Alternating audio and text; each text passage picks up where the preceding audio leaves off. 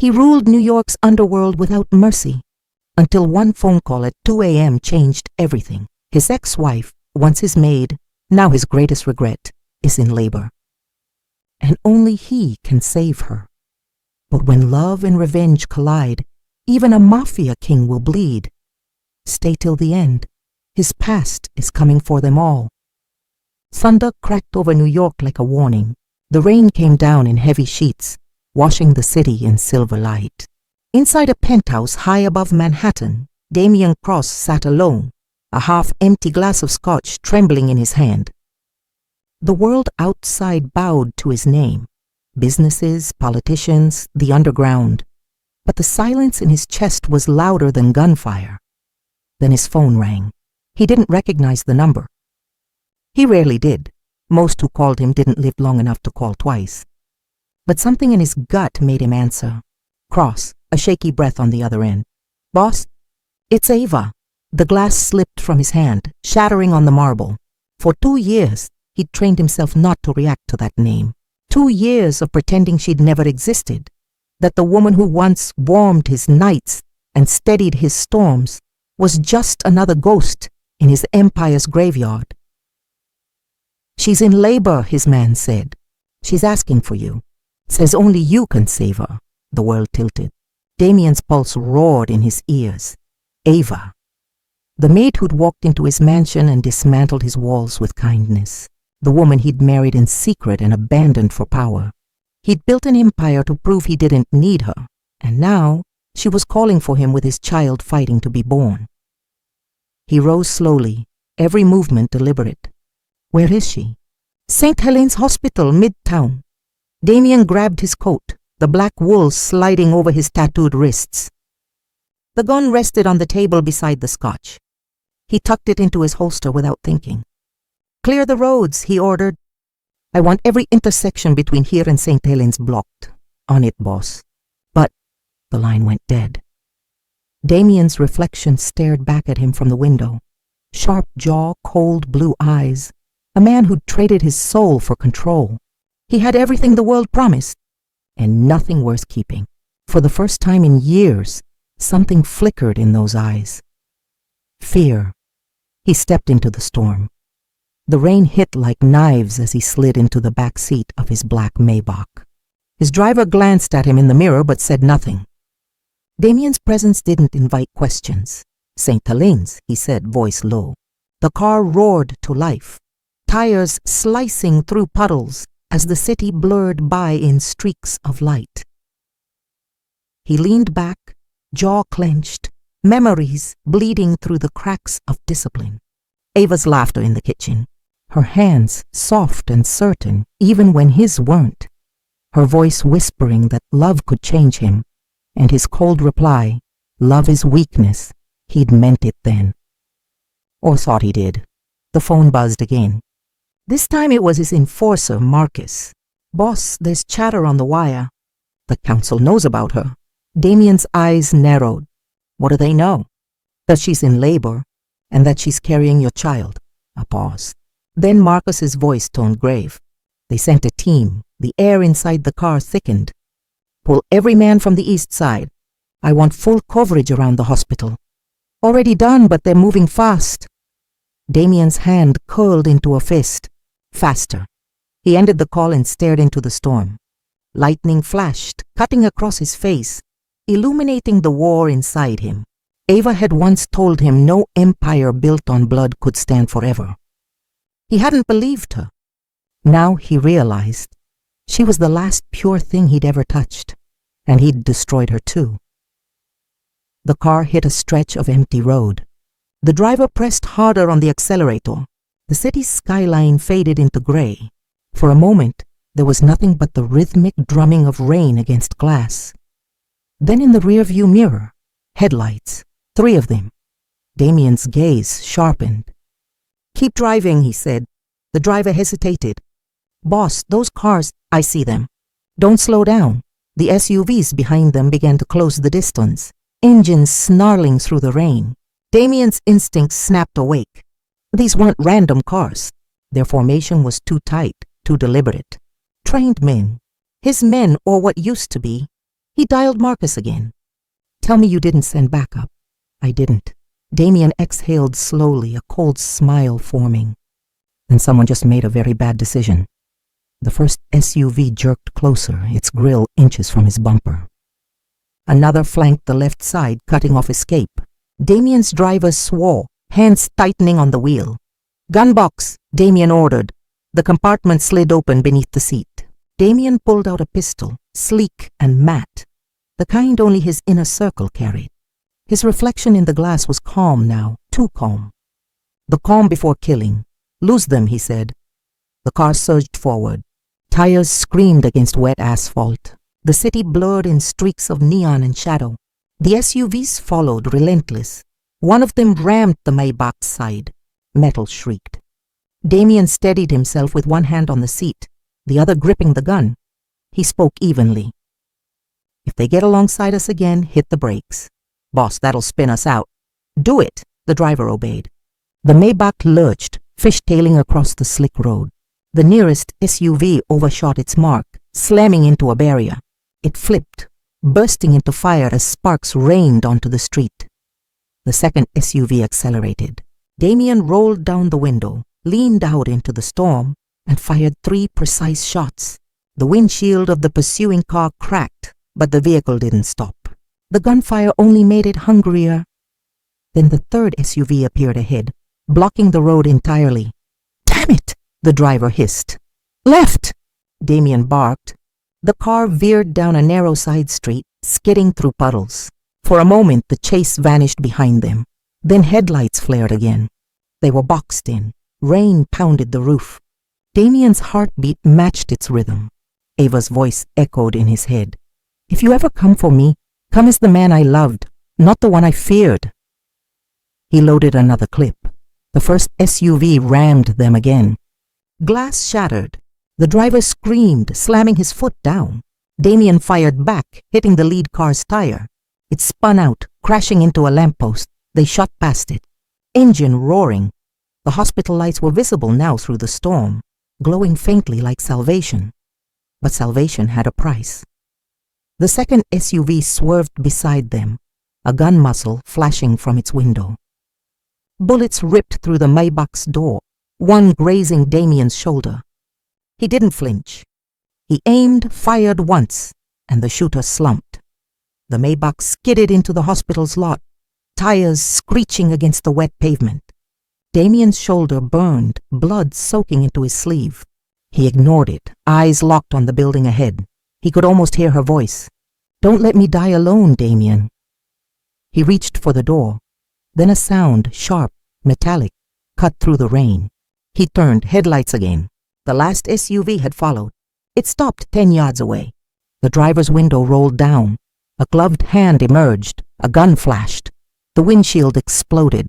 Glass shards rained across Damien's face as the driver slumped forward, dead before he hit the horn. The car jolted, engine still running, lights flickering. Damien ducked low, blood dripping from his temple. He looked up through the broken glass at the hospital's front entrance. Ava was inside. His enemies were outside, and he was trapped between both. He grabbed his gun, kicked the door open, and stepped into the downpour. The storm swallowed him whole, thunder roaring like gunfire. As Damien took his first step toward the hospital, a sniper's laser dot appeared on his chest. Steady, waiting. Rain hammered the streets as Damien staggered from the wrecked Maybach. His shoulder bled freely, but pain was a distant whisper compared to the roar in his chest. The sniper's shot had missed his heart by an inch, though the driver hadn't been so lucky. The man slumped motionless over the wheel, the horns still blaring through the storm. Damien ripped open the door, dragging the body aside and seizing the gun from the dash. Lightning flashed, revealing the silhouettes of the SUVs circling like wolves. His enemies weren't here to kill him quickly. They wanted to make a message out of him, but they'd forgotten. Damien Cross was the message. He fired once into the night, hitting the sniper's perch across the street. A scream echoed, then silence. Damien didn't wait for confirmation. He sprinted toward the hospital entrance, ignoring the sting of glass and the smell of blood in the rain. Inside, chaos. Nurses shouting, alarms ringing. The metallic tang of antiseptic and fear filled the air. A guard reached for him. Damien slammed him against the wall, gun pressed to his chest. Ava Carter, where is she? The man stuttered. Maternity ward, 3rd floor. Damien released him, breath sharp. Forget you saw me.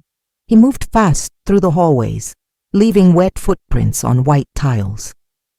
Every camera, every corridor, every terrified glance, it all reminded him of how far he'd fallen. He wasn't a man anymore. He was a storm that destroyed everything in its path, even the things he loved. By the time he reached the elevator, his vision swam. The bleeding hadn't stopped. He pressed his hand against the wound, smearing crimson down his sleeve. The pain kept him awake, grounded, proof he was still human. The doors slid open. A nurse stepped out, saw the gun, and froze. 3rd floor, he said, his voice steady but hollow. Now, she nodded and tapped the button. The ride was silent except for the distant wail of sirens and the ticking of the elevator light.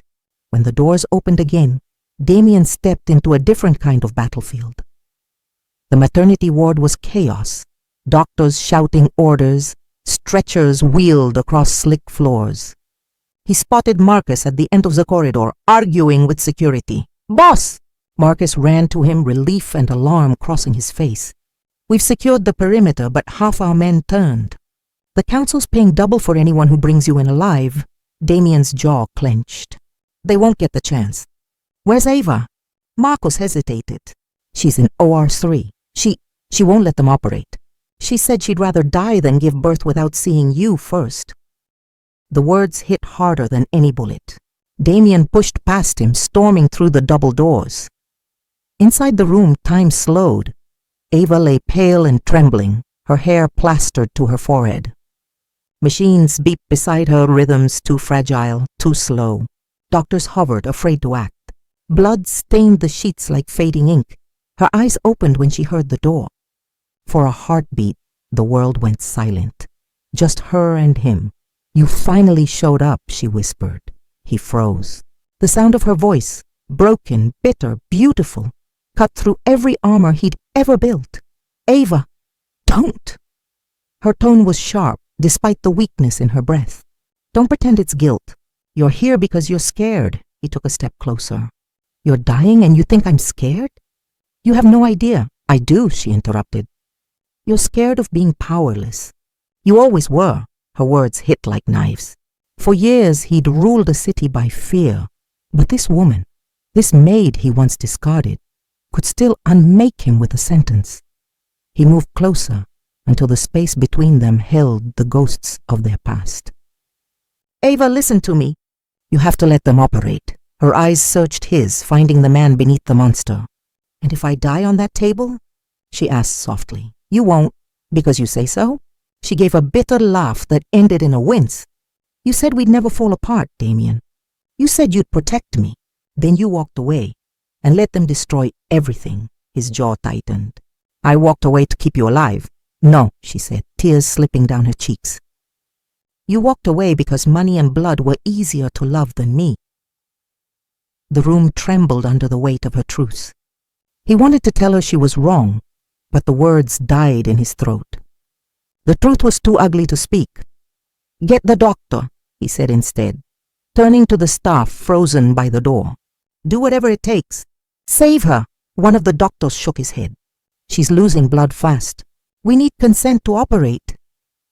"Then you have it," Damien barked. Ava reached for his wrist. Her touch stopped him cold. "If I don't make it, don't let them take our children."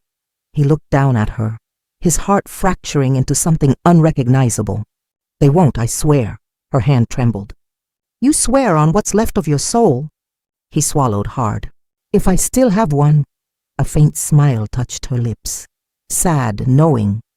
"Then prove it." The monitors spiked. The doctors moved fast. Nurses adjusted IVs, voices blending into one frantic hum. Damien stepped back, helpless for the first time in his life. His empire was collapsing, his enemies closing in, and the only woman who'd ever believed there was still good in him was fading in front of him. He turned to Marcus, who waited just outside. Lock this floor down. No one gets through. Not council, not cops, not God himself. Marcus nodded. Already done. But we've got movement outside. 3 SUVs, council sigil on the plates. Damien's grip tightened on his gun. Then buy us time, Marcus hesitated. Boss? If they're coming for her, they're not stopping at the door. Then they'll die in the hallway, Damien said quietly, eyes never leaving Ava. Marcus left, barking orders into his comms. The sounds of violence drifted up from below. The muffled crack of rifles, the chaos of war invading a place meant for life. Inside, Damien stood at the foot of Ava's bed, every muscle locked. The air smelled like antiseptic and blood, and beneath it, something colder, the scent of fate closing in. Ava's breathing faltered. The machines beeped erratically. The doctor's voice turned urgent. She's crashing! Damien stepped forward. Do something! We're trying. Her pressure's dropping. He could only watch as the room erupted around her. Wires tangled, hands moved, adrenaline syringes flashed. He wanted to tear the machines apart, to trade places with her, to undo every mistake that brought her here. But power couldn't save her. Not this time. Ava's eyes fluttered open once more. She looked at him, not the killer, not the king, but the man she once loved. Her voice was barely a whisper. Damien, it's not fear that brought you back. It's hope. He opened his mouth to answer, but then the monitor screamed. A single piercing tone filled the room. The doctors froze. Doctor! A nurse whispered. The surgeon looked up, pale as death. We're losing her. Damien's world went still. He moved forward, shaking, gun clattering to the floor. No!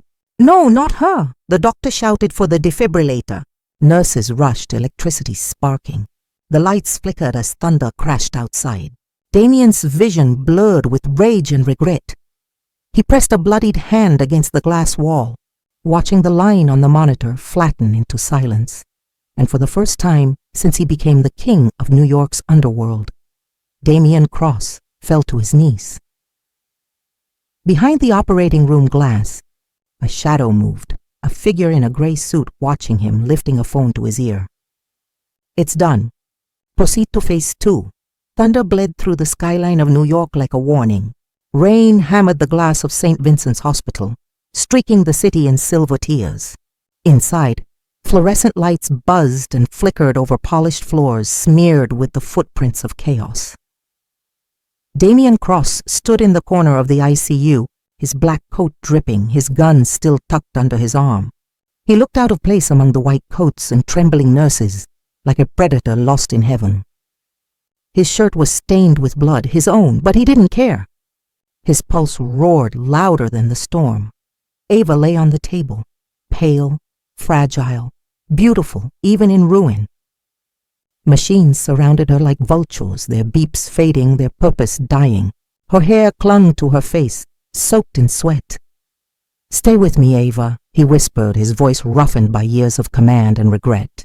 I'll give it all up, my empire, my guns, my crown, just breathe. Her eyes opened, soft blue turning glassy. You already did, she breathed, her voice almost gone. You just don't know it yet. And then the sound he feared most, the flat, piercing shriek of the heart monitor. The room erupted into motion. Clear! A doctor shouted. A nurse pushed Damien aside. The defibrillator cracked the air, flashing white. Ava's body jolted. Nothing. Another jolt. Still nothing. Damien's chest heaved. He watched, numb, as they tried to drag her soul back from the brink. The sound of the rain seemed to fade. The hospital lights hummed into silence. His world narrowed to the faint line on the monitor.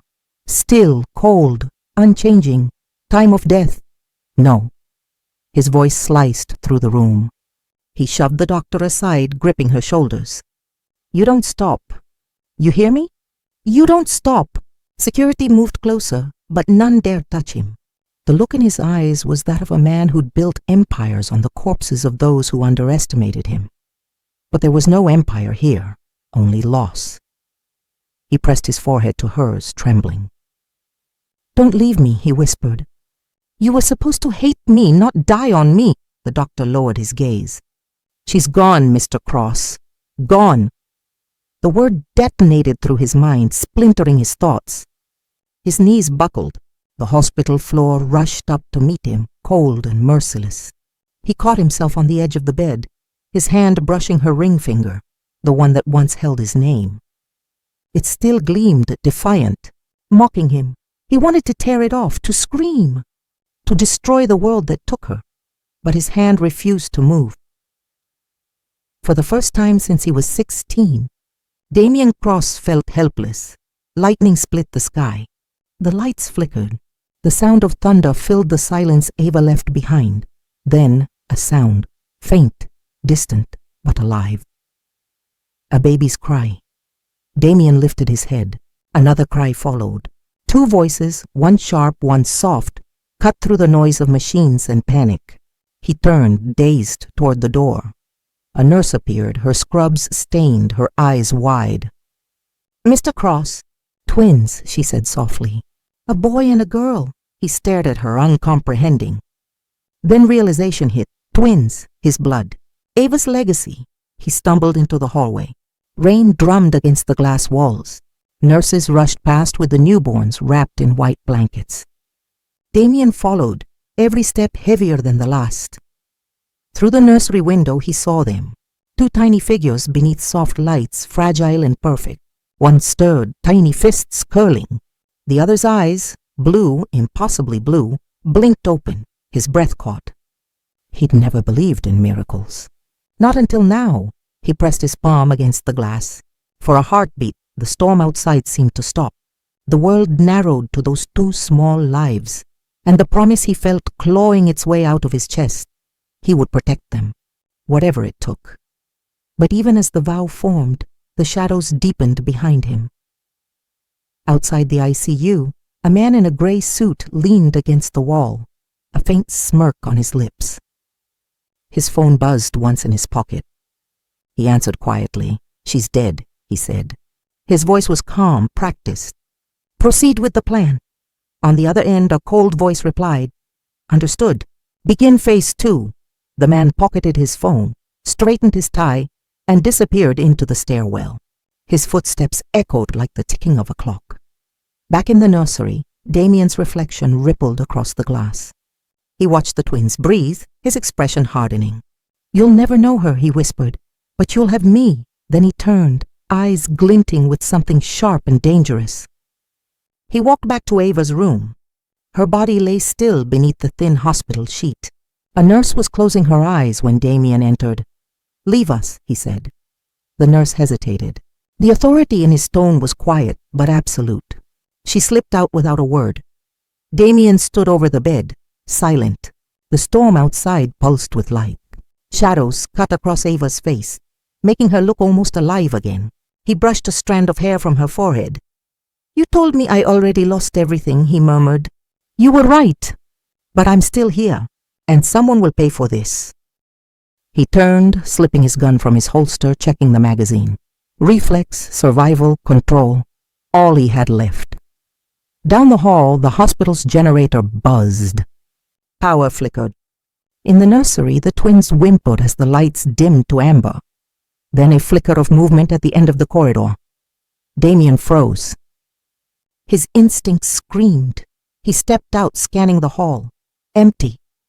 The storm drowned the city in white noise. But beneath it, footsteps. Slow, deliberate.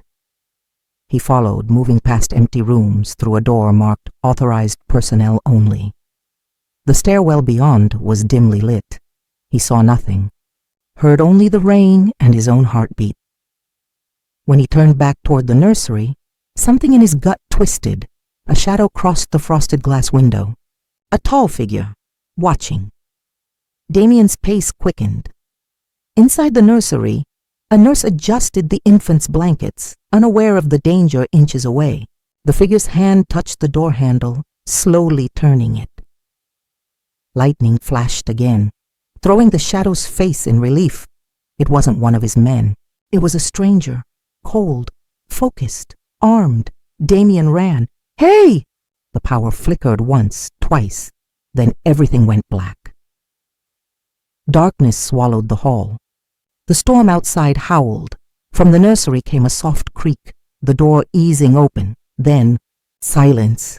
Damien's pulse thundered in his ears as he drew his gun, finger on the trigger. Another lightning flash illuminated the corridor, empty.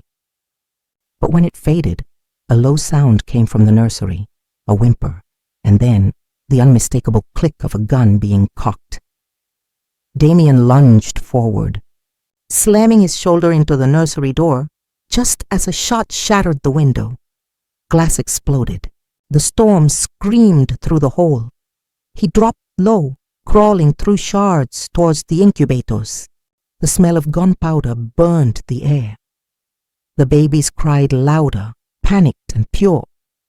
Outside tires screeched, someone peeling away into the night. Damien rose, blood running down his arm. The nurse lay on the floor, alive but terrified. He tried to take them, she stammered. Damien looked out through the shattered glass. The rain fell harder, masking everything beyond a blur of lights. But in the distance, he saw the faint glow of a cigarette burning under an umbrella. The gray-suited man watched from across the street, calm, untouched. Damien's jaw tightened. He looked down at his children, his twins, and back at the shadow across the street. The game had already begun. The sirens of approaching police cars echoed through the rain. Too late for comfort, too early for answers, he turned, picking up one of the blankets, pressing it against the baby girl's tiny hand. I failed her, he murmured, but I won't fail you. Behind him, nurses rushed back in, shouting about the power outage and the shot. Damien said nothing. He holstered his weapon, wiped the blood from his brow, and stared at the blacked-out city beyond the window. A war was coming. One born not from greed, but from love, twisted into vengeance. He whispered Ava's name once more, his voice low, raw. You didn't die for nothing. Then he stepped toward the nursery door. The emergency lights flickered back on, and in the reflection of the glass, behind him stood a man in a gray suit, smiling. Rain had not stopped in 3 days. The city was drowning in gray. Every streetlight flickered through mist. Every alley whispered secrets Damien could no longer afford to ignore. Inside St. Vincent's, the hospital smelled of bleach and sleeplessness. The security guards at every door were his men now, his own ghosts haunting the sterile halls. He hadn't left Ava's room once. 3 days since her death. 3 days since her pulse vanished beneath his fingertips. But that morning, as lightning split the clouds, the monitors blinked.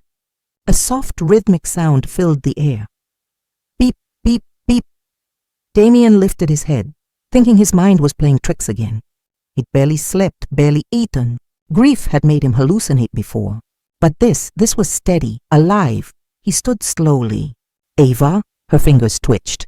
The smallest motion, but it hit him harder than any bullet ever could. Then her eyes, tired, cloudy, but burning with defiance, opened. Ava, he whispered, disbelief coating his voice. You died. Her lips curved faintly, cracked and pale. I almost did, she said, her voice raspy, distant, but real. But someone pulled me out before your enemies could finish me. The room seemed to tilt. Damien stepped back. What are you saying? Who? Before she could answer, the door creaked open. A woman entered, tall and sharp-eyed, dressed in black. Her presence was cold and commanding, like winter in human form. She didn't bow, didn't flinch. Elena, Damien breathed. The name tasted like old blood. Once she had been his rival, a power broker who ruled half the city's eastern docks. They had fought for territory, contracts, loyalty. She'd sworn to destroy him after he cost her brother his life, and now she stood beside Ava's bed. You! His voice was low, dangerous. You brought her back? Elena's expression didn't change. You should be thanking me, not questioning me. If I hadn't been there that night, you'd be mourning her for real. Damien's jaw clenched. You expect me to believe you just helped her out of kindness? Elena smirked. Kindness isn't a currency I trade in. She glanced at Ava. But she was innocent. She didn't deserve to die for your sins. Ava's eyes flicked between them. Her pulse quickened. "Enough," she whispered. "This isn't about you two. Not anymore." Damien turned toward her, his composure cracking for the first time since she'd opened her eyes. "You think this ends with you waking up? You were gone, Ava. The council thought you were dead. They made their move." She swallowed, her throat dry. "They tried to kill me because of you. Because you couldn't keep your empire clean." He flinched, her words cutting deeper than any accusation from his enemies. "I didn't choose this life for you," he said. "No," she murmured. "But you made sure I could never escape it." Elena stepped closer to the window, the city's lights flickering against her silhouette. "You both need to understand something," she said quietly. "This isn't over. The people who wanted her dead, they still think she is, and that's the only reason she's breathing." Ava shifted slightly, pain flashing across her face. "Why did you save me?" Elena's gaze softened for the briefest moment. "Because your survival ruins him more than your death would." Damien's gun was in his hand before he realized he'd drawn it. "Say that again." Elena didn't move. "Put it away, Damien. You know I'm right. You built an empire on loyalty and fear." But the second she walked away, it started to crumble. Ava's voice cut through the tension. "Enough." Her hand reached for the rail, trying to sit up. Her strength was failing, but her eyes burned with a fire that made Damien freeze. "Elena's right. I'm not the same woman who used to wait for you to change." He took a step forward, his voice quiet, broken. "Then who are you now?" She met his gaze, steady, unflinching. "Someone who doesn't need saving anymore." The silence between them was electric. Outside, thunder rolled, deep and endless. Elena's phone buzzed. She pulled it out, glanced at the message, and her expression shifted, tight, serious. "We have a problem," she said. "Your hospital's been compromised." Damien's head snapped toward her. "What?" "Your men," she said. "They're not all yours anymore." He moved to the window. Down below, black SUVs idled in the rain. His pulse spiked. Every instinct screamed danger. He turned to Ava. "You need to leave. Now." "I just woke up," she said. "I'm not running again." Elena moved fast, unhooking the IV from Ava's arm.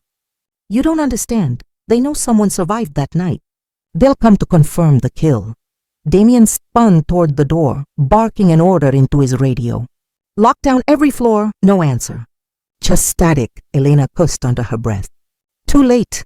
Footsteps thundered in the hallway. Men shouting, boots striking tile. Damien drew his gun again, stepping between Ava and the door. "You get her out," he said to Elena. "I'll handle this." Elena's smirk returned, cold, razor sharp. "You always did like playing hero at the wrong time." The first gunshot shattered the window beside them. Glass rained down, mixing with the thunder. Damien fired back, his movements sharp and practiced. Ava pressed her back against the wall, her breath ragged, eyes darting between them. Damien, he didn't look back. "Go!" Elena grabbed Ava's arm, dragging her towards the service corridor. More shots tore through the room. A nurse screamed somewhere down the hall. The smell of gunpowder filled the air again. They burst through the stairwell door. Ava stumbled, gripping the railing for balance. "Who are they?" She gasped. Elena glanced down the stairs. "The council's cleanup crew. They want to erase you both. Then why save me?" "Because," Elena said, "you're the only thing that can ruin them, and him." Ava's heart pounded.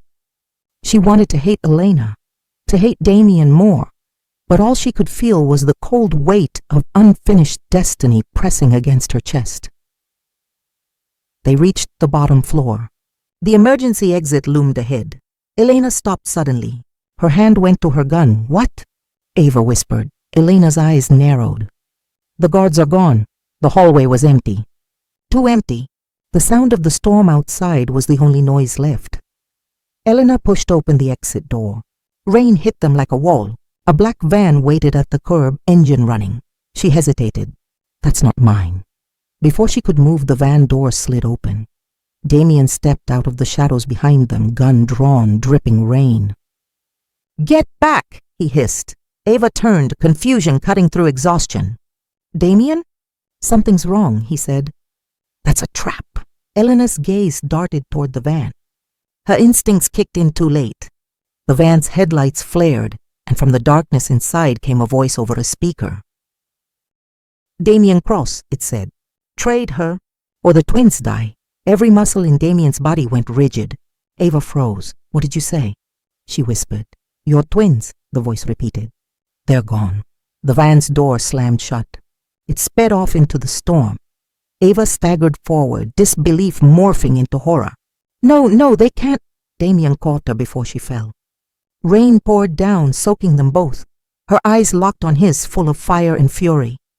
Find them, she whispered. Or I swear, Damien, I'll become the monster you tried to be.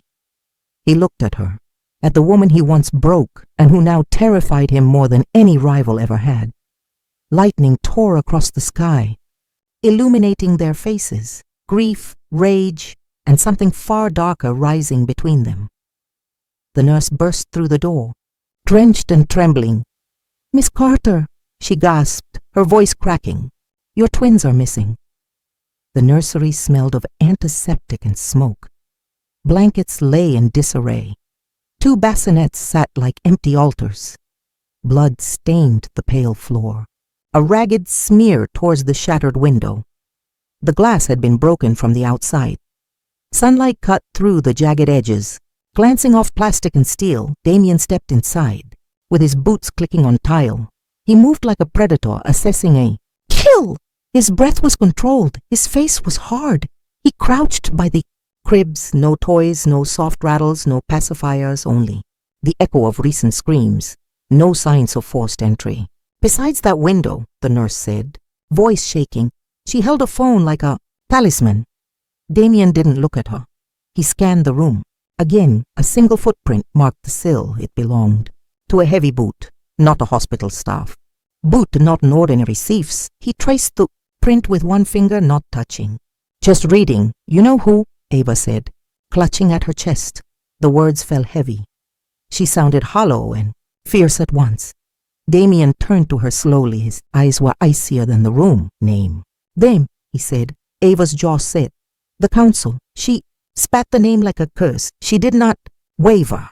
She had no tears left to give. He felt anger, coiling like a spring. He felt blame. 2. Guilt cut through his anger like glass. Get me Marcus, he ordered. Now. Within minutes, his phone was a chorus of confirmations. Men were already moving. He barked more commands. No mercy. Find them, no hesitation. His voice turned the ward into a command. Center monitors became radios. Nurses became messengers. Security doors became lines on a battlefield map. Ava stopped him with a hand on his sleeve. Her fingers were surprisingly steady. You're going to burn this city down, she said. And you want to be the one to watch it burn? She looked at him as if sizing the man she thought she'd known. You owe me this, she said. Her voice was small and iron. He hesitated for the stutter of a breath, the part of him that still remembered their quiet. Mornings pushed back, then duty swallowed mercy. He reached into his coat. He drew a gun and handed it across the sterile space. Stay close, he said. You shoot first. Her fingers closed around. Metal, the weight of it steadied her. Outside, the world was different now. Rain had traded to a thin, persistent drizzle. The underworld waited, a map of old loyalties and new betrayals. Their convoy moved through alleys that smelt of diesel and old money. Damien watched the buildings flash by. The neon signs of his dominion looked angular and tired. Ava looked out from the SUV, eyes sharp. She had not been raised in this life. But she watched. It now, like a scholar reads a dangerous text. Every corner held memory. Every shuttered storefront held a ledger. They passed the docks where deals had been. Struck in the backs of refrigerated trucks. They passed a warehouse that used to belong to a man Damien once trusted. The city bore his fingerprints. He saw his name reflected in puddles and in the dark. Windows of office towers. Ava swallowed hard. Her grip on the gun changed from novelty to discipline. She had worn aprons and folded sheets. Now she was armed and awake, was split up. Damien said into his comm, 2 teams. Marcus takes the east. I take the west. Ava's voice cut in. You're not splitting me off. He studied her. He would have given her the world once.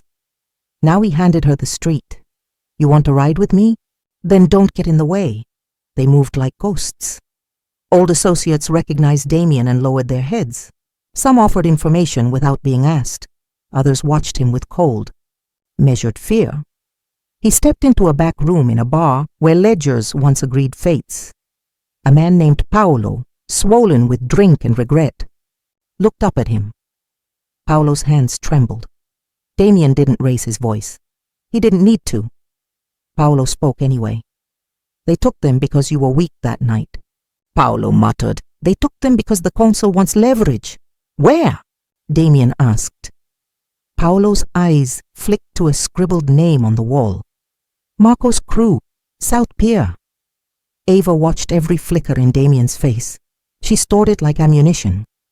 They moved deeper into the city, where warehouses breathed salt and secrecy. They crossed into neighborhoods where Damien's word still meant something like law. And yet, there were fractures. A shopkeeper who used to bow now turned away. Security guard lowered his gaze.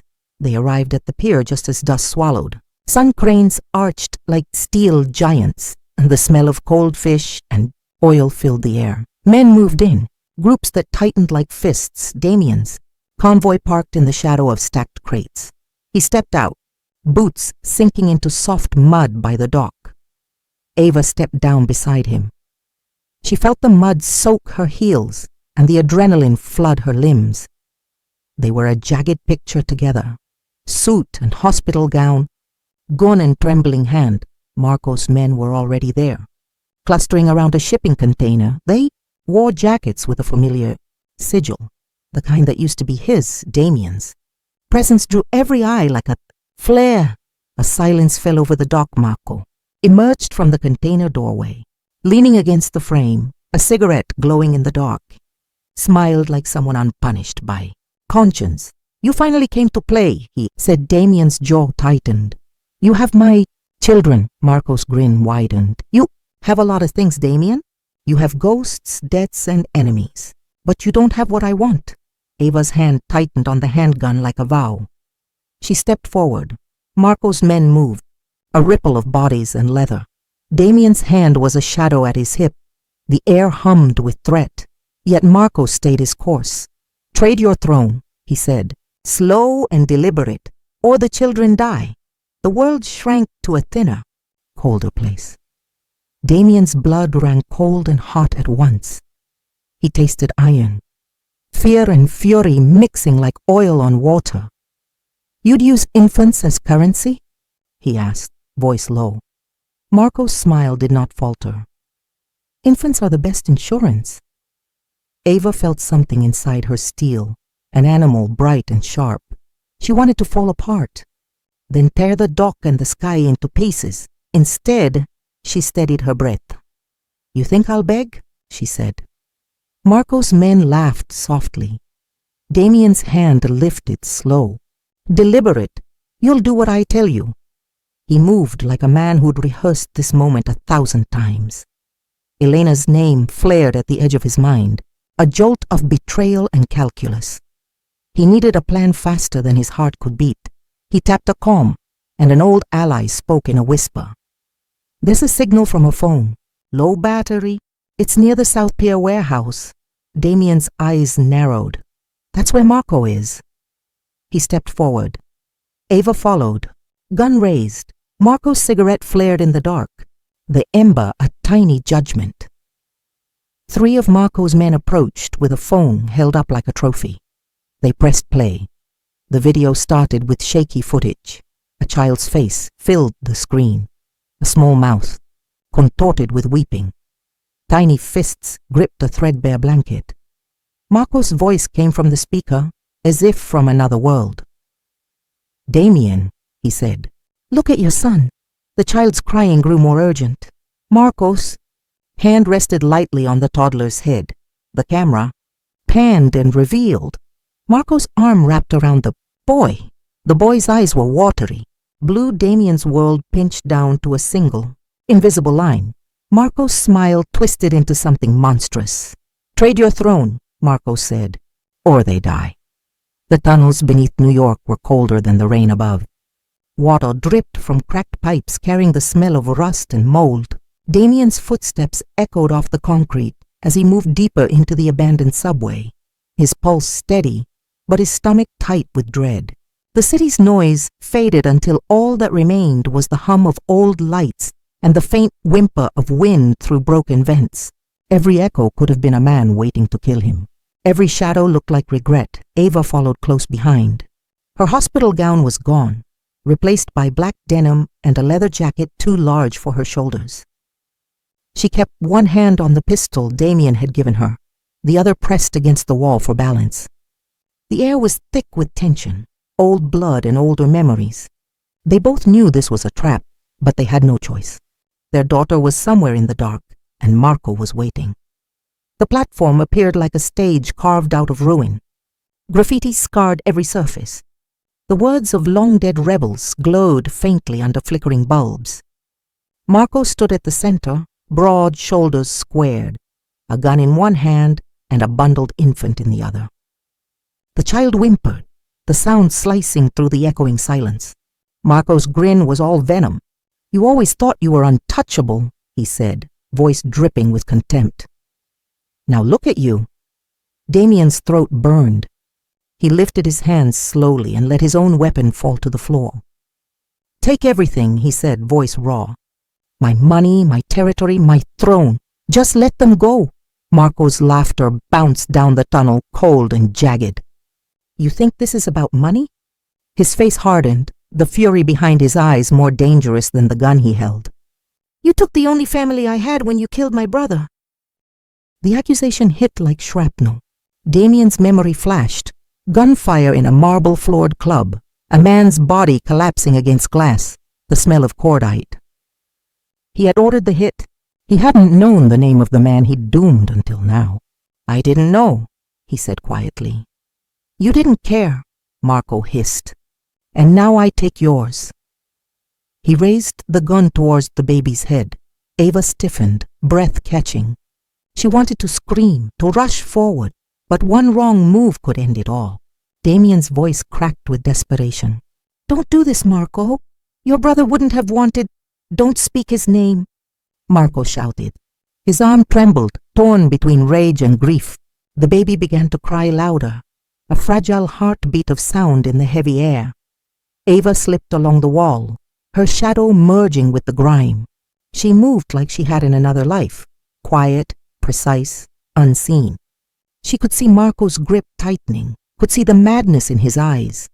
The child's tiny cries cut straight through her composure. She raised her gun, aimed for the heart, and waited for the smallest break in his focus. Damien took another cautious step forward. "Please," he said. "End it with me, not her." Marco's smile was slow and cruel. "You already ended it the day you put a bullet in my blood." He began to squeeze the trigger. "I did it," Ava said. Her voice rang across the tunnel, calm and cold. Marco's arm froze mid-motion. He turned toward the sound, confusion flickering across his face. "I killed your brother," she said again, stepping into the light. The pistol in her hands looked too steady for the tremor in her chest. Not Damien, me. For a heartbeat, no one moved. The dripping pipes seemed to pause. Then Marco's rage curdled into disbelief. "You're lying." "I was there," she said evenly. "I pulled the trigger because your brother was about to kill him." "You want vengeance? Look at the right ghost." Before he could answer, she fired. The gunshot tore through the tunnel, echoing for what felt like miles. Marco stumbled backward, shock etched on his face, blood blooming across his chest. The gun slipped from his grasp as he fell. The baby dropped, but Damien lunged forward, catching her before she hit the ground. Silence followed, thick, vibrating, impossible. The smoke from Ava's gun curled upward like a dark prayer. Her arms shook once, then steadied. Damien looked from Marco's fallen body to the woman standing above it. "You knew," he whispered. "I knew they'd come for you one day," she said, voice low but unwavering.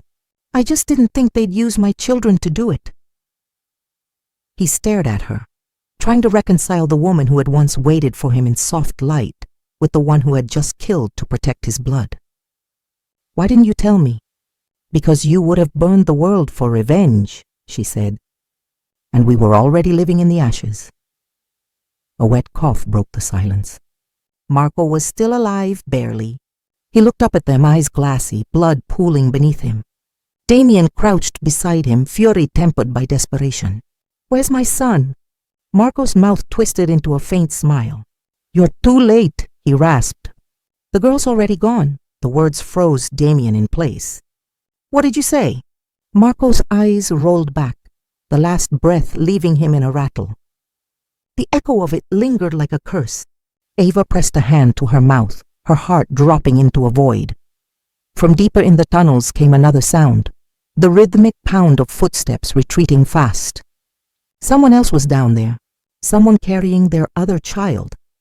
Damien handed the infant to Ava, his face carved in stone. Hold her tight, he said, voice barely above a whisper. Then he drew his weapon again and turned toward the darkness.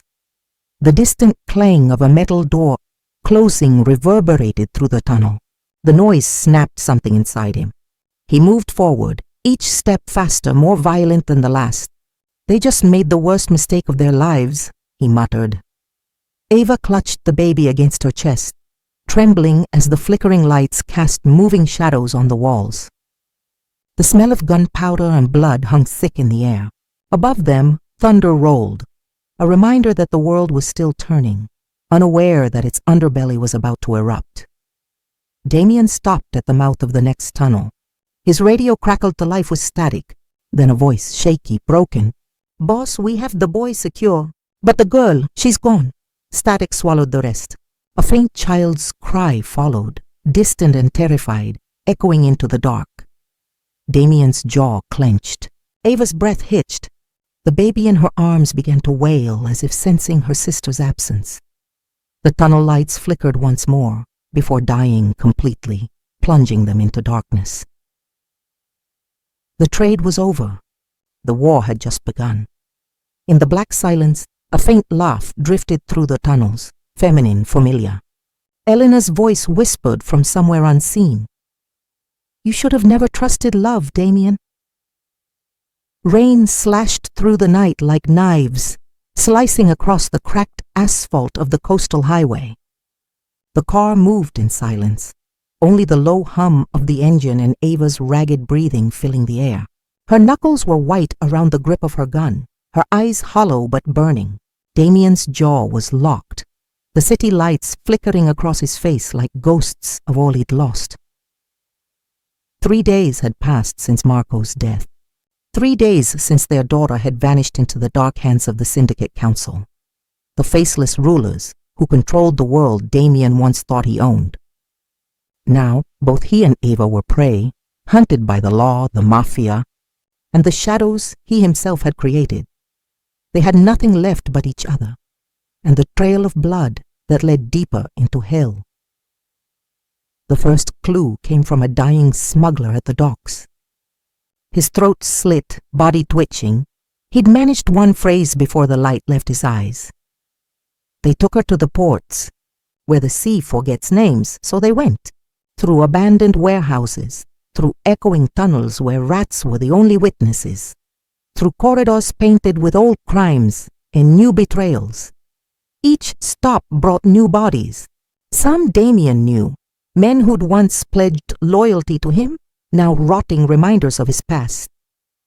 The council was erasing everything connected to him piece by piece, while keeping his child as the crown jewel of their revenge.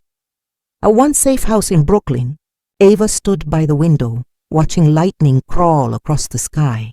You traded me once for power, she said quietly, not looking at him. Why fight for me now? Damien turned slowly. The words hit harder than any bullet.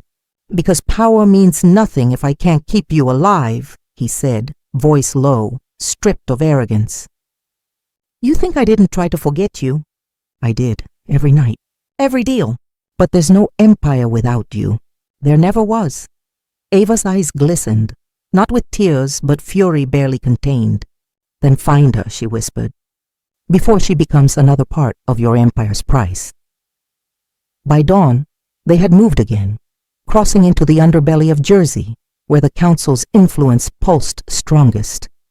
There they found the courier, a nervous man with trembling hands and a tattoo of the council's insignia behind his ear. Damien caught him in an alley, cornering him between garbage and gunmetal. Where is she? Damien's voice was quiet, too quiet. The courier tried to laugh. You think you scare me?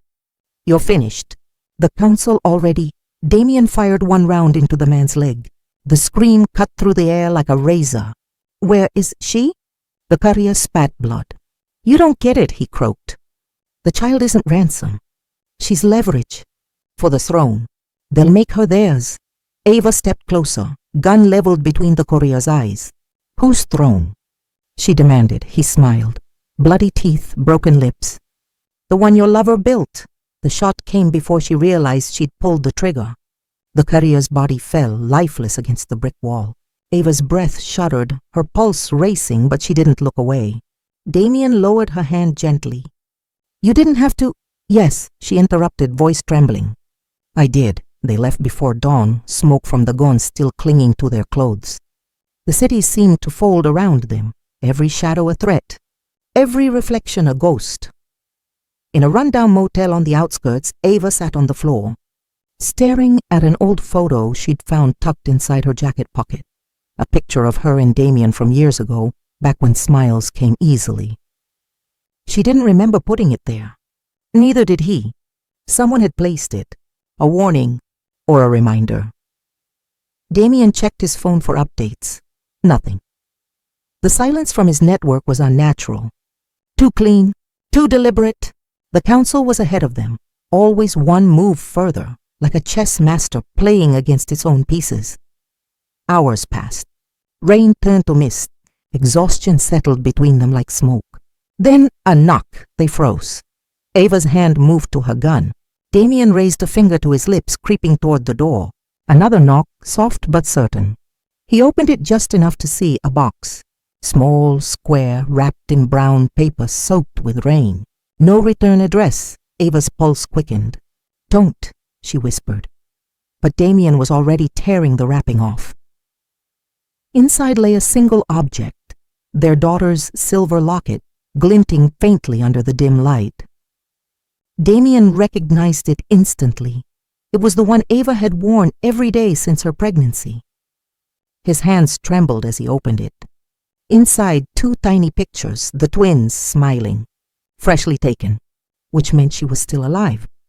Then he saw the note folded beneath the locket. A few words written in black ink, midnight. Come alone, Ava's breath caught. It's a trap. Damien's eyes darkened. Then I'll walk into it. She grabbed his wrist. You walk in there alone, you'll die. Maybe, he said quietly. But if she's in there, I'll die anyway if I don't. The rain outside turned heavier, each drop like a countdown. Midnight was only hours away. Damien placed the locket on the table, staring at it as if it could tell him what choice to make. They want me, he said finally. They always have. The council never wanted power. They wanted what I built, what she carried. Ava's voice was barely a whisper. Our daughter. He nodded once, a muscle ticking in his jaw. And I'll get her back. The storm grew violent. The motel lights flickered. Somewhere far off, sirens wailed like warning bells. Damien checked his gun, loaded it with calm precision, and holstered it. Ava stood in his path. You're not going alone, he met her gaze. You said it yourself. You're not the same woman who waited for me to change. Don't start now. Before she could answer, the lights cut out. Total darkness swallowed the room.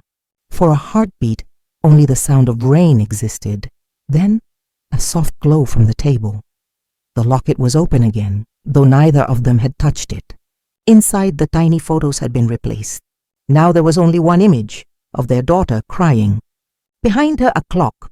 The hands pointed to 12. Ava's breath trembled. They're watching us. Damien's voice turned to stone. Then let them. He picked up the locket and slipped it into his coat pocket, stepping toward the door. Outside, the rain had stopped. The world was too still, waiting. He turned to Ava, his expression unreadable, his voice low enough that only she could hear. "If I don't come back, burn it all. Damien, everything," before she could protest. He stepped into the night, disappearing into the fog-soaked street, leaving only the sound of his footsteps and the faint echo of a storm that had never really ended. Ava stood frozen, her heart pounding in her chest. Then, faintly, from somewhere beyond the window, a phone began to ring. Ava picked it up and froze. The voice on the other end wasn't Damien's. It was their daughter's. "Mommy," she whispered. "He's here." The night hung heavy, thick with silence and danger. The streets of New York gleamed under a film of rain, streetlights flickering like dying stars. Midnight was approaching.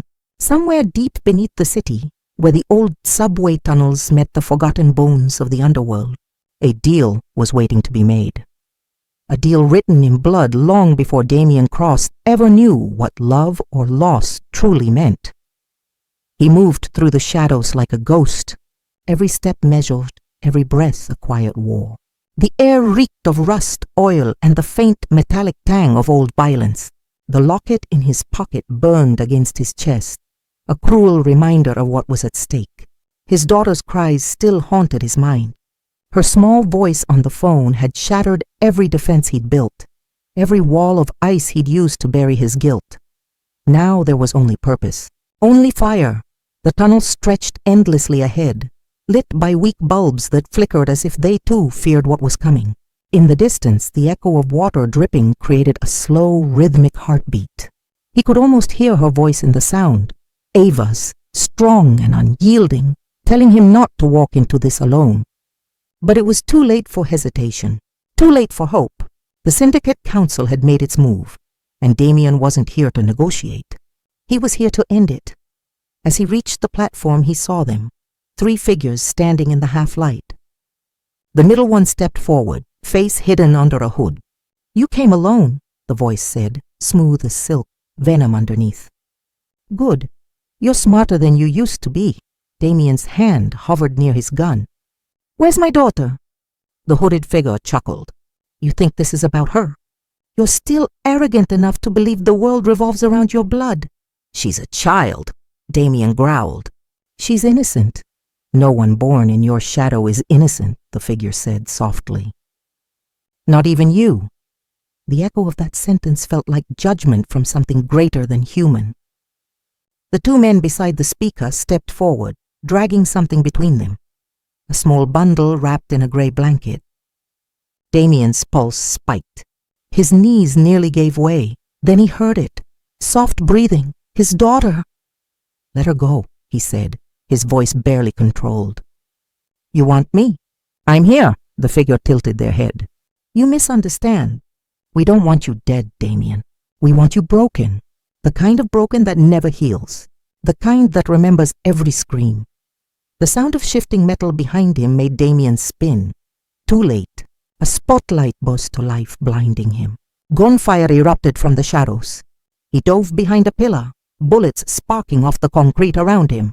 The locket was ripped from his coat by a stray round, skittering across the floor. The hooded figure didn't flinch. "You built an empire from blood.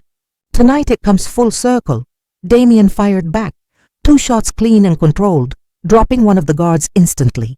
The second lunged, but Damien met him head-on, knife to throat, movement precise, lethal, born from years of surviving wars no one remembered. The man fell without a sound. When Damien looked up again, the hooded figure was gone, and so was his daughter. He sprinted forward, heart pounding, scanning every tunnel, every shadow. Nothing. Only the echo of his own footsteps and the distant hum of the city above. Then he saw it. Another door at the far end of the platform, slightly ajar, faint light spilling from the gap. He kicked it open. The room inside was empty, except for a single chair. On it sat the gray blanket and a phone.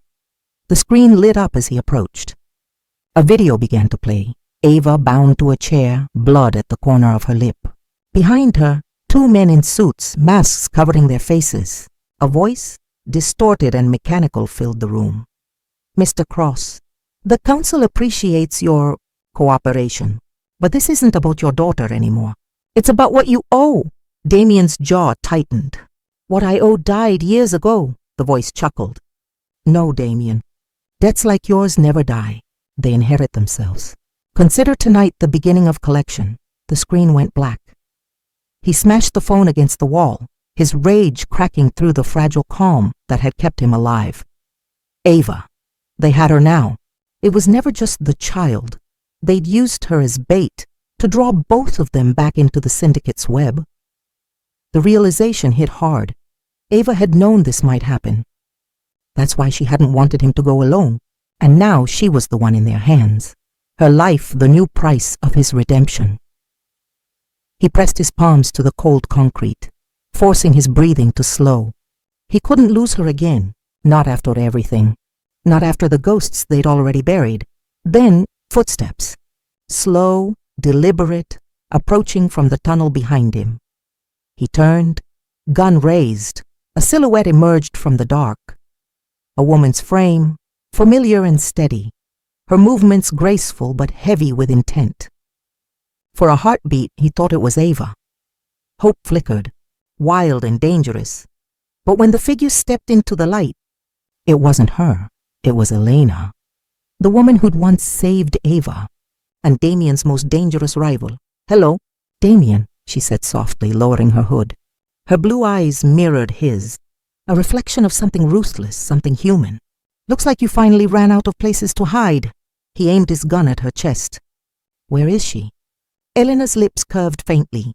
Alive for now.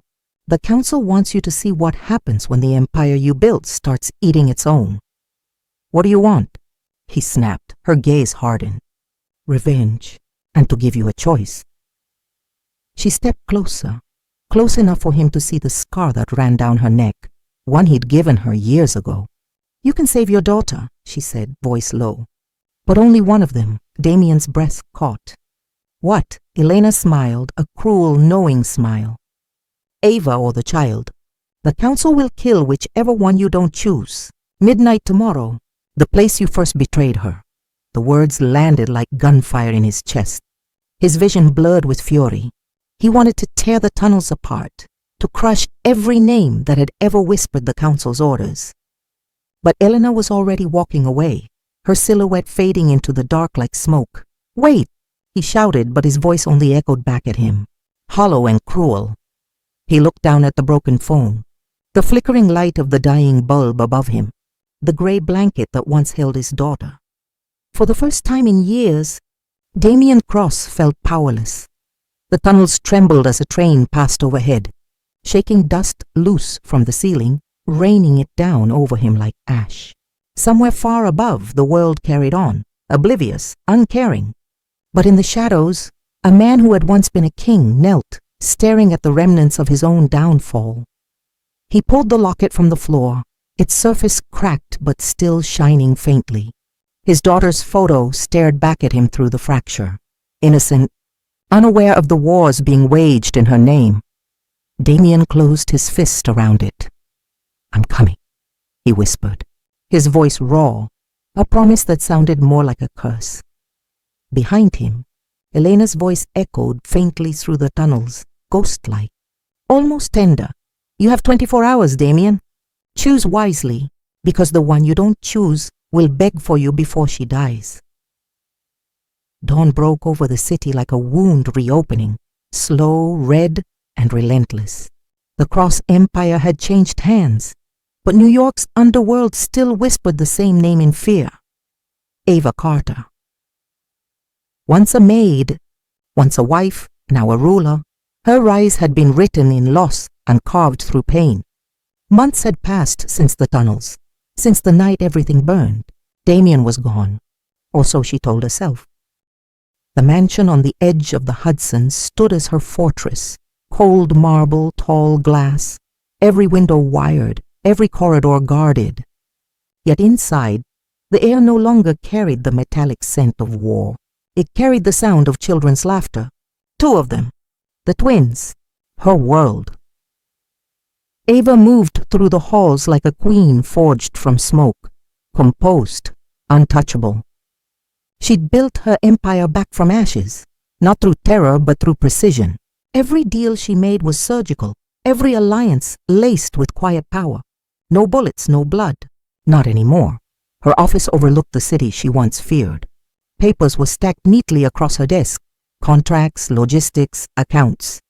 But on one corner sat a photograph, a younger her holding 2 newborns, tears streaking down her face. She never looked at it for long. Her head of security entered. "Ma'am," he said, lowering his gaze out of habit. "The shipment's cleared. No interference this time." "Good," Ava replied. Her voice carried the calm authority of someone who'd learned to command silence. "No mistakes." "Not one." "Yes, ma'am." When he left, she exhaled slowly and leaned back in her chair. The room fell quiet again. But silence never truly stayed in her life. It always carried ghosts. Rumors had begun weeks ago. Whispers in the underground, a shadow dismantling her enemies before they could strike. The syndicate remnants disappearing one by one. They called him the Ghost. She didn't believe it at first. Couldn't, because ghosts didn't bleed. Ghosts didn't love. And Damien Cross had bled for both. Still at night, she sometimes caught herself looking over her shoulder, waiting for a voice she'd buried. Waiting for the impossible. One evening, as rain streaked across the windows, Ava stood in the nursery doorway, watching the twins sleep. The boy stirred first, murmuring in his dreams. His sister, smaller but fiercer, clutched her blanket like a soldier holding ground. Ava brushed their hair back gently. "You're safe now," she whispered. He made sure of that, but even as she said it, something inside her hesitated. Safety was a lie in this world. The empire she ruled was cleaner than Damien's, yes, but no one stayed pure in the underworld for long. She walked back to her office, pouring herself a glass of wine. Midnight had settled over the city. The air vibrated with an odd energy, like the calm before something terrible. That was when she noticed it. A folded envelope slid under her door. Her breath caught. No one had entered the room. The cameras, she checked them hourly. The guards never left their posts. Yet the envelope lay there, plain and unmarked. She approached slowly, instincts flaring. Every step was deliberate. She bent, picked it up, and broke the seal. Inside, a single sheet of paper, handwritten. Her heart stilled when she read the first line. "You kept my promise alive. Now it's my turn." Her hand shook. The handwriting, strong, precise, familiar. She'd seen it on love letters long ago, on ledgers signed in blood, Damien's. "No," she whispered, disbelief soft and trembling. "You can't be—" The intercom crackled. Her head of security's voice came through, nervous and tense. "Ma'am, we might have an issue." Ava's pulse quickened. "What issue?" "There's been movement at the East Gate. We checked the cameras, but..." The line went dead. She set the letter down, pulled open the drawer beneath her desk, and retrieved a gun. Her reflection in the glass was colder than she remembered, eyes sharp, jaw set. The woman who once waited for Damien to save her was gone. Now she saved herself. She moved down the corridor, heels silent against the marble, the sound of distant thunder pressing through the walls. Lightning flashed, illuminating portraits of the Cross legacy, each one staring, judging. At the end of the hall, 2 guards lay unconscious by the door. No blood, just silence. Ava crouched, checking their pulses, alive. Whoever had done this was deliberate, not careless. She straightened, aimed her gun toward the door, and pushed it open. The garden lights beyond flickered. Wind tore through the hedges. For a moment, all she saw was darkness. Then movement. A shadow standing near the stone fountain, head bowed, rain slicking his coat. Her grip tightened on the gun. "Show yourself." The figure didn't move. "Now!" she snapped. Slowly, the man lifted his head. Ava's heart stopped. Even from a distance, she knew that walk. The tilt of his shoulders, the way he carried silence like a weapon. The man stepped closer, lightning flashing across his face. Sharp jawline, scar along his temple. Eyes the color of stormlight, blue. unmistakably blue. Her gun faltered for the first time in years. "Damien?" She breathed. He didn't answer. She took a step forward. The rain poured harder, blurring the distance between them. His gaze never left her, cold, haunted, alive. "You're dead," she said, almost pleading. "I buried you." Damien's lips twitched. Not quite a smile. "You tried." The words cut deeper than any bullet. Ava lowered her weapon slightly, torn between fury and relief. Why now? Why come back after everything? He didn't move closer. "Because the war isn't over. You think you ended it by taking my throne, but the council's not done. They're coming for what's left. Our children." Her blood ran cold. "They don't know where we are." "They do," he said quietly. "Because someone told them." The air between them thickened.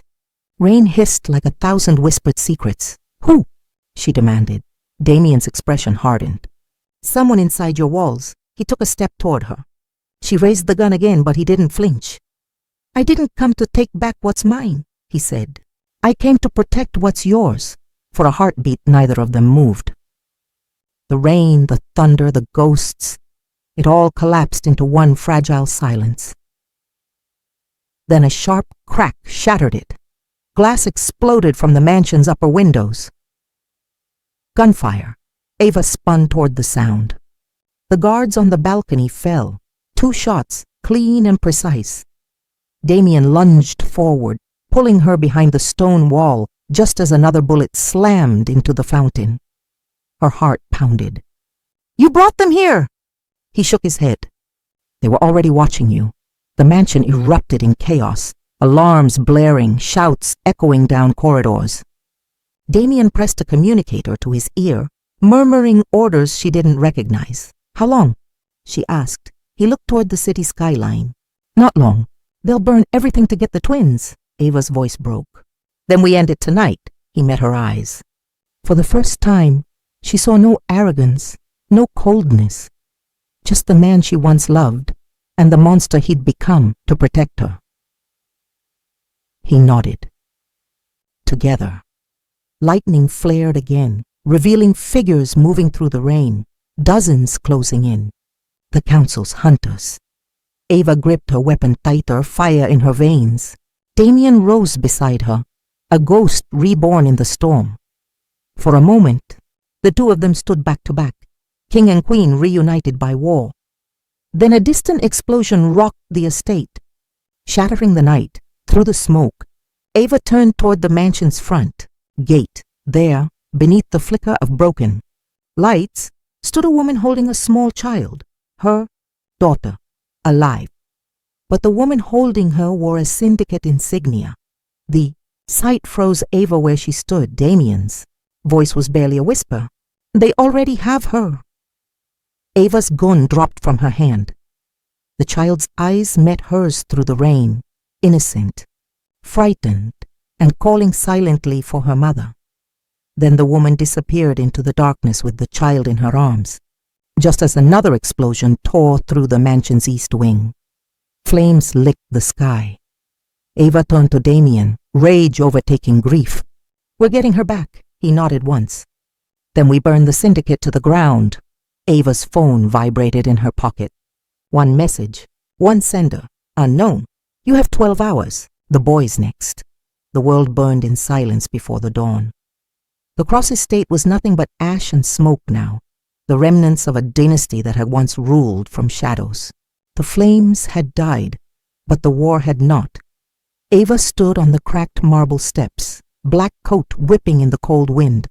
Her face was cut, blood dried on her cheek, but her eyes, those steel gray eyes, didn't blink. Behind her the twins slept in a secured convoy, watched by loyal men. Men who would die before letting harm touch them. Damien stood a few feet away, half in shadow, half in the light of the burning ruin. His once impeccable suit was torn and his knuckles bled, but the fire reflected in his blue eyes made him look alive again. "We end this," Ava said, voice low but edged like a blade. Damien nodded. No more running. The syndicate had taken their daughter. The council had moved underground, far from the reach of law or loyalty. The message, "You have 12 hours." The boys next, still burned in Ava's mind. Every second wasted was another beat closer to death. They had traced the coordinates Damien decrypted from the encrypted note. An old weapons facility on the outskirts of the city. Decommissioned, forgotten, and perfect for a massacre. Lichtvol. They arrived. The compound loomed like a graveyard of steel and ghosts. Towers leaned over broken fences. Floodlights hummed faintly, and the air smelled of rust and rain. Damien loaded his gun, the click echoing across the yard. "You sure about this?" Ava checked her own weapon, cold precision in her movements. "You taught me never to be sure." "Just ready." They entered through the south gate. Every step through the corridors felt like a heartbeat inside a tomb. Old machinery groaned above them. Somewhere in the distance, a child cried. Ava froze. "That's her." Damien motioned her behind cover. They moved silently, shadows in sync. The years apart hadn't broken the rhythm of survival. They were still the deadliest duet the underworld had ever known. They reached the central chamber. Bright lights cut through the dark. Men in tactical suits stood in formation, rifles raised. At the center, a glass sill. Inside it, their daughter. Ava's heart shattered and rebuilt in a single breath. The girl's eyes widened, tears streaking her cheeks. But before Ava could step forward, a slow clap echoed from above. From the catwalk descended Victor Hale, the syndicate's interim chairman, the man who'd once sworn allegiance to Damien before betraying him. His smirk was ice cold, his suit spotless despite the chaos. "Ah, the king and queen reunite," Victor drawled. "Touching. But you're late," Damien's jaw clenched.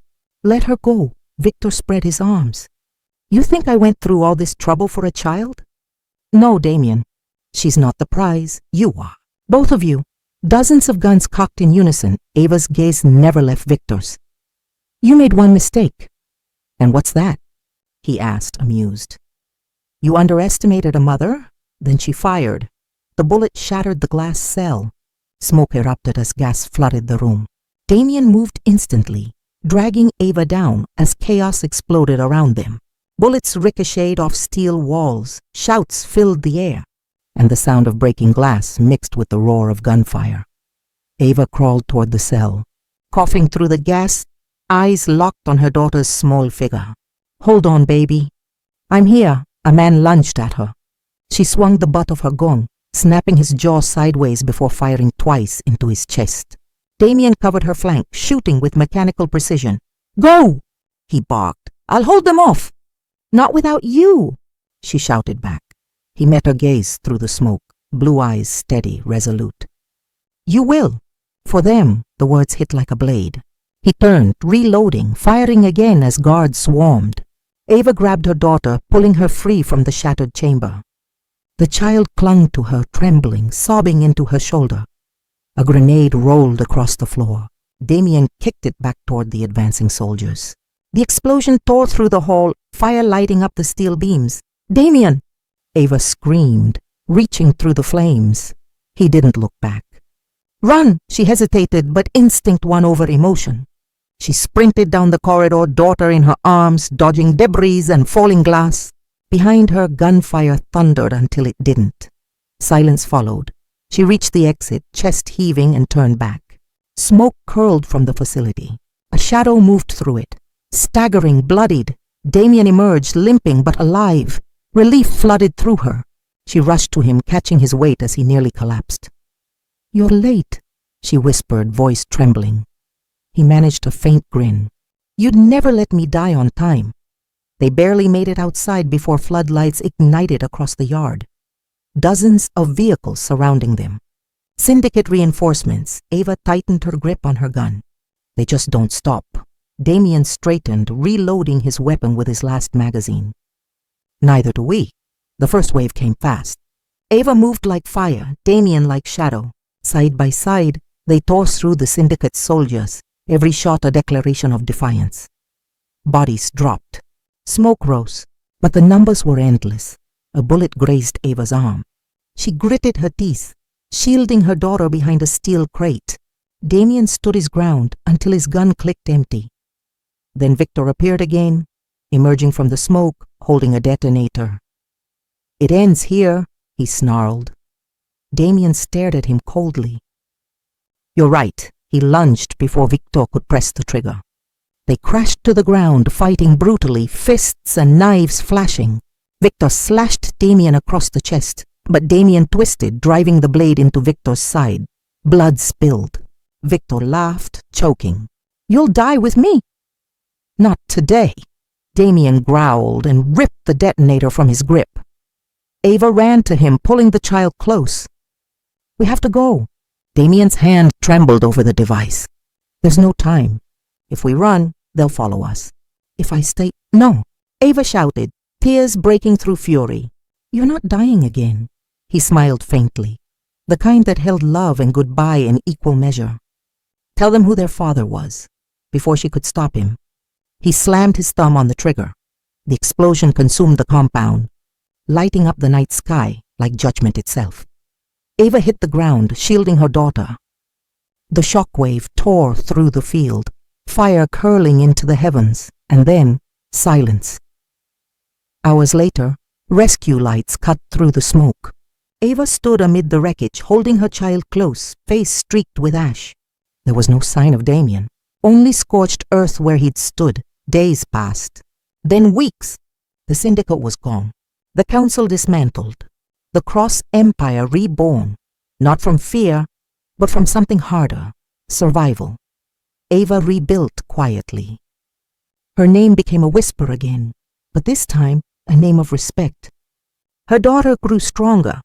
Her son watched the skyline with the same blue eyes his father once had, and every night Ava stood at her window, staring into the city lights, waiting, hoping, because ghosts had a way of returning. One stormy night, a knock echoed on the penthouse door. Ava froze. No one knew this location. No one dared approach without permission. She opened the door, slowly. A man stood there, coat dripping rain, face half hidden beneath the shadow of his hood. When he lifted his head, she stopped breathing, blue eyes, alive, no words, no explanations, just a faint smile and a single sentence. "Told you I'd come home." From the alley across the street, a red laser sight locked onto the penthouse window, and a voice over a hidden comm whispered, "Phase 2 begins now."